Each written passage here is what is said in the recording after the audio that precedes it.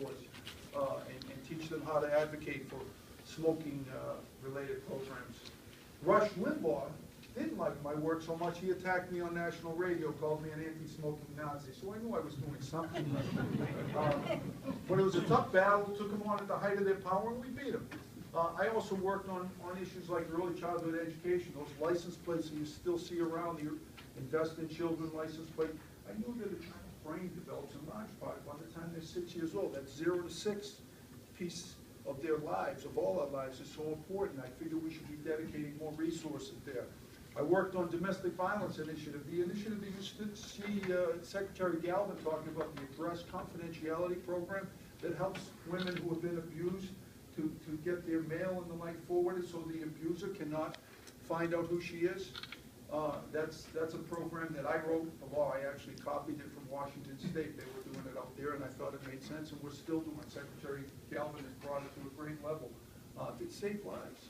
I also worked on campaign finance reform because I felt, and I was the chief sponsor of the last campaign finance and ethics piece to pass the legislation, and I said, you know what? It doesn't matter what issue you care about. The pernicious influence of big money and special interest money really pervades through politics. Housing, the environment, healthcare, it doesn't matter. Money has a thread through it all. As Democrats, I believe it has to be about values, not about money. Because if it's about money, we're going to lose that issue. So I worked on that, we passed it, and also when it came time to run under the Clean Elections banner, there was one person in 2002 who was able to qualify and ran under the Clean Elections banner, and that was me. I risked my career on that, and it didn't work out as planned. It certainly didn't work out as the law was intended, but I thought it was a fight worth fighting. Since that time, I've worked at a law firm in Boston. I've also taught at BC Law in Northeastern, amongst other things. So kept pretty busy raising my 3 children. Now I see this Attorney General's office, and I'm in this race as a result of, obviously, Martha Coakley vacating. Frank Bellotti, and by the way, I've been endorsed by all 4 former Attorney Generals that are living in Massachusetts, called me and said, you really have to look at this. And I had worked in the Attorney General's office as a college student. I saw the power of this office. I started to think about it, and I started to think about how I could give back. And you look at the enormity and the breadth of this office. It's amazing the impact that you can have. So I want to talk about 3 instances, 3 proposals that I've come up with in the last month and a half or so, and talk about why I think it's important that we have someone who's going to be a proactive, progressive Attorney General. Specifically, the first thing I came out with was about guns. Using the smart gun technology to make guns safer. You know, there is technology that Smith and Wesson wanted to implement about 10 years ago that goes on the gun handle, and it recognizes your fingerprint to make guns safer. And if it's your gun, John's gun, and he only has himself on it, and someone else grabs it, it won't fire. But if he has a whole bunch of people on it, 4 or 5 people, it'll recognize the fingerprints and it will fire. Makes sense to me. Well, the NRA and the other gun manufacturers, of course, said, no, we're not going to go there. You're not, and they organized a boycott of Smith and Wesson. So all of a sudden, Smith and Wesson's stock started to tank. They shelved the technology, and there it is sat for the last 10 years. In every hour of every day, somewhere in America, a young child is rushed to the hospital as a result of a gun accident in the home. The NRA has so much power. You know, Senator Markey proposed this legislation down in D.C. I think we'd all agree that it's not going to go anywhere with the influence of the NRA right now, and that's a shame. They're trying to derail the Surgeon General appointment because he was an advocate for gun control, for crying out loud. If you read the Globe yesterday or today, I'm not sure when it was. Sunday. It's out of control. Out of control. Sunday. It's out of control. So I want to take on the NRA. I see the NRA as today's version of big tobacco. My opponent says you can't do this, by the way. Scott Harshbarger sent out an email last week saying you can. You absolutely can. I say not only can we must. We have to do it. And I used to say, by the way, gee, if we do this, other states will follow. And as I looked further into it, I actually learned that New Jersey passed a law several years ago that said as soon as smart gun technology is available anywhere in the country, it has to be available in New Jersey within 3 years. So not only are the states going to follow, New Jersey says absolutely, it's already the law of New Jersey. So this is about making our guns, making our communities safer. I call it seatbelts for guns.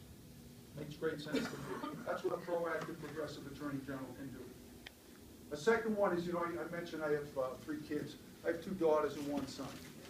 I have a real hard time that a child today, a woman today, is more likely to be the victim of sexual assault if she goes to college than if she doesn't. 1 out of 5. 1 out of 4, I'm sorry. 1 out of 4 women who attend college in the United States are likely to be a victim of sexual assault. That is unbelievable. It can't be tolerated.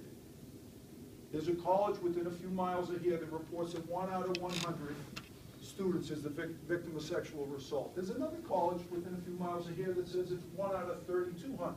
Now either all the sexual predators are going to college A, or college B is underreported, or women aren't coming forward because they don't trust the campus authorities.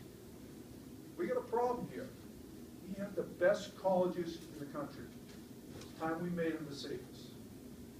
It's time we made them the safest. So what I propose is to bring all colleges and universities together and implement some best practices and talk about how we can do this. My style is not to bludgeon anyone. If you're dumping asbestos in a wetland, I'm not going to after you with every ounce and every fiber in my body. But I want to move these colleges into the 21st century. Some of them are doing it great. My own alma mater, Amherst College, went through a difficult period. They weren't doing it right. Now they are, thankfully. But the jury's still out. We got to remain ever vigilant here. So I want to get the colleges and universities together, a summit, and talk about best practices, things we can do better. Bystander intervention, educating campus police, educating peers about how best to do this. Work with athletic directors, coaches, presidents of the college to make it safer for our kids, our neighbors, our friends. Finally, the third thing I talked about, and I'll close in a second, is the opiate addiction crisis, which is a scourge on our communities. I was in Taunton today where the mayor endorsed me today, in part because of my plan on this crisis. In Taunton, they have had over 100 overdoses this year, since January 1st. He pointed out a building where a young woman has overdosed twice in the last few weeks. Her mother crying to the police chief, asking to please find a bed for her so she can get the treatment she needs. They can't find a bed. They can't find a bed. He said, we're either going to find, this is the chief of police talking, we're either going to find a bed for this young woman or she's going to die. We need mental health parity in fact, not just in law. And I'm going to be an attorney general who's going to aggressively pursue that so that people have the beds, they have the access to these beds that will save lives.